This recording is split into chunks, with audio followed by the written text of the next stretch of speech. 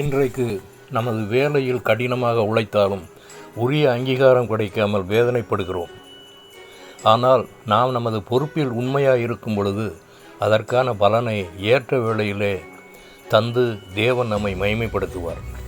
அமெரிக்காவில் உள்நாட்டு யுத்தம், சிவில் வார் மும்முரமாக நடந்து கொண்டிருந்தது. ஜெனரல் ராபர்ட் எட்வர்ட் லீ தலைமையில் வடக்கு பகுதிக்குள் மும்முரமாக நுழைய முயற்சி செய்தனர்.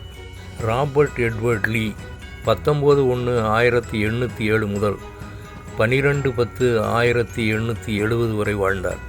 1882 ஆண்டு செப்டம்பர் 17 கமாண்டர் ஹேயஸ் சூரிய உதயத்திற்கு முன்னே தன் வீரர்களை அணிவகுத்து நிற்கும்படி கூறினார்.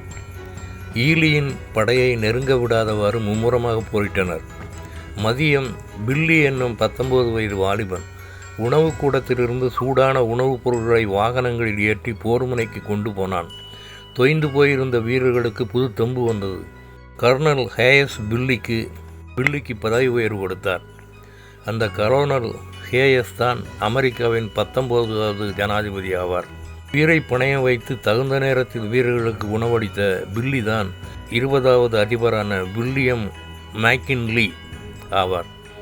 அவர் 29/1/1843 முதல் 14/9/1901 வரை வாழ்ந்தார். இளம் வாலிபனாக இருந்தாலும் கடுமையாக உழைத்து மக்களின் நன்மதிப்பை பெற்றவர். தனது கடமையை கண்ணும் கருத்துமாக நிறைவேற்றியதில் சிறந்த முன்மாதிரியானார்.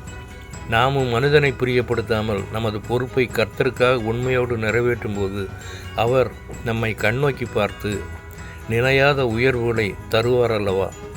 2 நாளாகமம் 15:7 உங்கள் கிரியைகளுக்கு பலனுண்டு.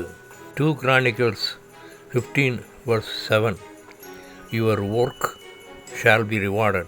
Glory to God. Amen.